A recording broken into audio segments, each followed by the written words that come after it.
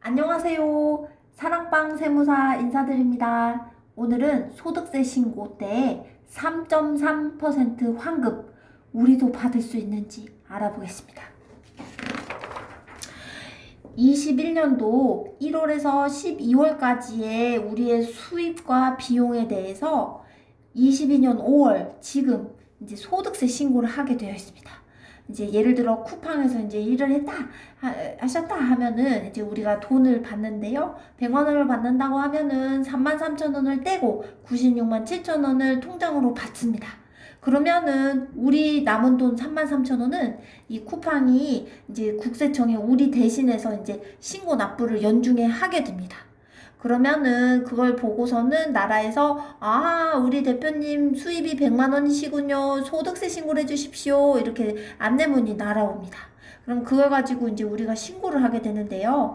이제 각자의 이 사업 쿠팡의 이제 그 일 또는 이제 뭐 분양이면은 이제 분양 알선 수수료 또는 이제 뭐 중고차를 이제 판매를 하신 수수료 요런 IT 업계도 수수료 요런 수수료를 받으신 것과 직접 관련된 비용을 이제 반영을 해가지고 신고를 하시는 건데 이제 개인적인 비용은 안 되는 거죠. 말하자면 이제 개인적으로 식사하시거나 쇼핑하시거나 구매하시거나 요런 거 집세, 월세 요런 것들도 이제 비용에는 원래 들어가진 않죠. 그렇게 비용을 뺀 나머지를 소득이라고 하는데요. 요런 남은 돈에 대해서 세율을 이제 곱해가지고 계산을 이제 하게 됩니다. 예를 들어 이제 수입이 100만 원이고 비용을 10만 원 썼다. 그러면은 남은 돈 마진이 90만 원이 됩니다. 그러면 세율이 이제 10%라고 치면은 이제 9만 원이 되고 지방소득세까지 지자체에 내는 것까지 9만 9천 원이라고 하면은 작년에 우리가 먼저 대신 떼어진 세금이 3만 3천 원이니까 이번에 차액 6만 6천 원을 이제 납부하게 되는 거고요. 예를 들어서 비용이 10만 원이 아닌 90만 원이라고 하면은 소득이 이제 90만 원 아닌 10만 원이 되겠죠.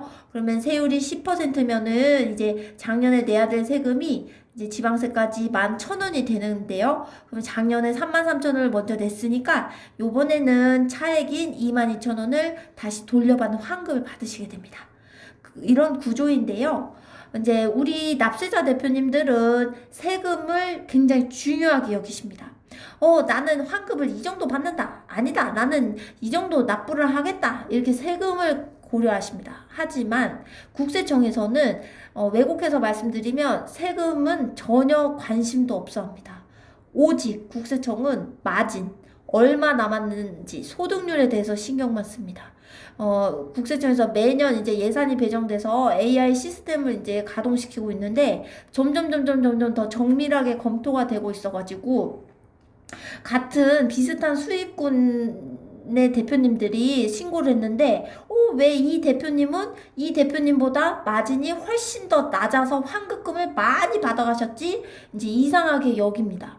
그렇게 되면 이제 연락이 올 수도 있죠. 똑똑똑, 대표님, 다른 분에 비해서 왜 이렇게 비용을 많이 쓰셨는지 궁금합니다. 진짜 비용 증빙이 되십니까? 하고 나오는 게 이제 소명 요청 또는 세무조사입니다. 그래서 요런 이제 리스크가 있게 되고, 그 다음에 제일 중요한 거.